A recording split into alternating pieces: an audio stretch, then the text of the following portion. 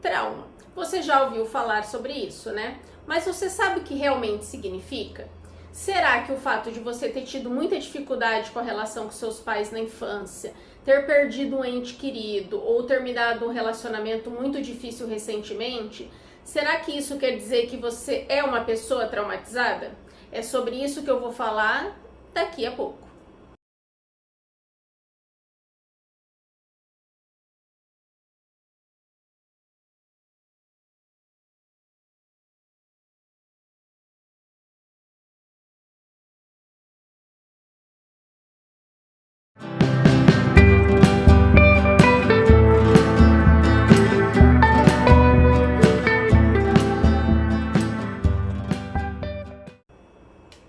Olá, meu nome é Larissa Amaral, sou psicóloga e hoje nós vamos falar sobre traumas.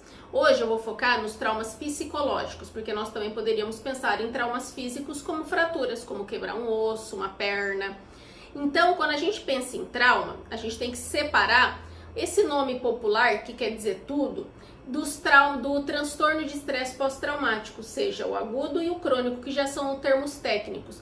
Quando a gente fala trauma popularmente, são estressores, são situações que eu, você, todos vamos passar, ou já passamos, ou estamos passando, mas com certeza passaremos na vida, que são situações que estressam o nosso corpo, eles desestabilizam, geralmente são situações aversivas, desagradáveis, que vai estressar o organismo e liberar uma cascata de emoções, isso vai nos desestabilizar. Então é como se você levasse uma pancada, ou você cai de bunda, ou você leva bate em algum lugar, então vão ter níveis de estresse. Então alguns vão deixar apenas um roxo, outros podem só fazer um corte, vão te lesionar. Às vezes esse corte precisa de uma sutura, precisa dar ponto, né? Mas às vezes, dependendo do impacto, da força, acontece de quebrar, de fraturar o seu osso. Isso é o que a gente chama de trauma físico na fisioterapia, na medicina. Então, quando o impacto ele tem, ou ele vai ficar, a gente chama estresse por movimento, por repetição, aí o que acontece? Fica um estímulo várias vezes batendo até que fratura. Aí tem uns que vai uma batida só muito forte e vai fraturar.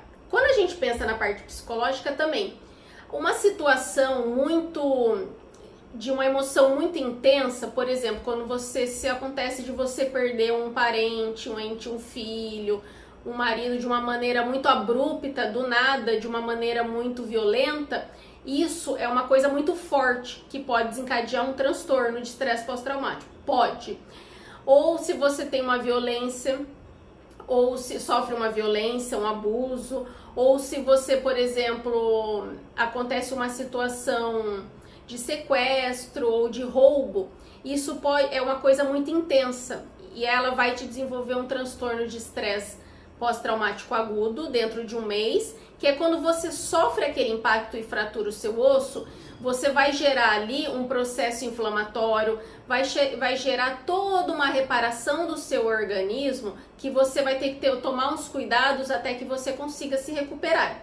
A mesma coisa com a parte do estresse agudo. Até um mês é natural você ter situações em que você fique lembrando, tenha pesadelos, flashbacks, então tenha muita ansiedade quando você lembra de algo familiar que te remete àquela situação.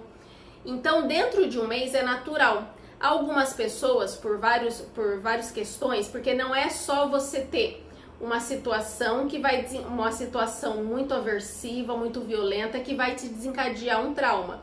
Porque senão todo mundo, por exemplo, que foi pra guerra, que perdeu um ente querido no acidente violento, que foi abusado, todo mundo que passou por isso desenvolveria um transtorno de estresse pós-traumático, e não é isso que acontece.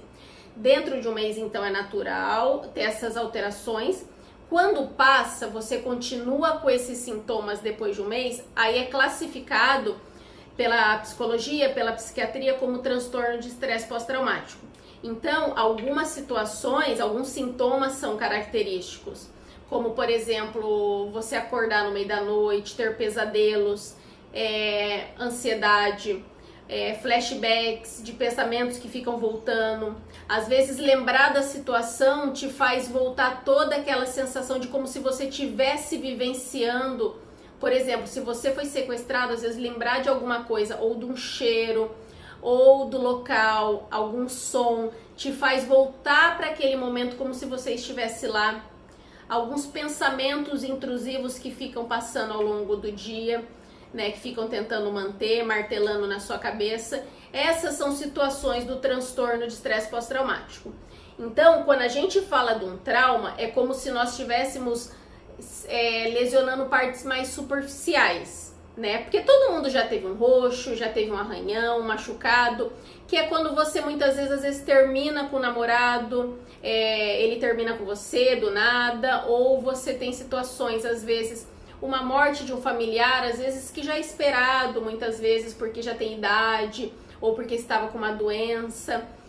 São situações, ou então a morte de um petzinho, de um cachorro, de um bicho, são situações que vão te desestabilizar, que são desagradáveis, mas que são, a gente pensa em, são tipo como se fosse gradativo. Não vai se tornar um transtorno de estresse pós-traumático. Isso são coisas mais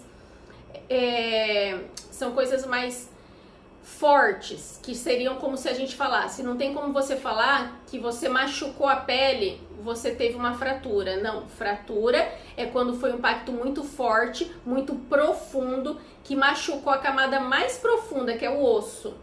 Então, quando você tem algo muito violento, muito abrupto, ou que você passou por muito tempo, repetidas vezes, por exemplo, uma coisa que pode gerar um estresse, um transtorno de estresse pós-traumático, é você sofrer, por exemplo, uma violência, algum abuso por muito tempo. Além de ser uma coisa violenta, por um longo tempo, ou então se você trabalha e às vezes no computador você tem que ver cenas muito violentas, e isso faz com que você esteja constantemente, todo dia, exposto ao material que pode te desencadear esses danos.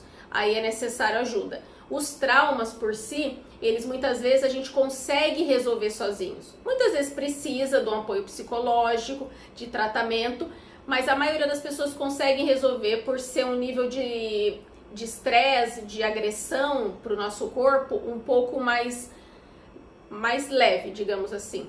Então, quando eu falo assim, eu não estou querendo desmerecer, por exemplo, uma pessoa que está sofrendo por um término de um relacionamento, mas a gente precisa graduar na área da saúde para que possa direcionar melhor o tratamento, direcionar melhor a medicação caso necessário. É necessário categorizar para entender essas fases.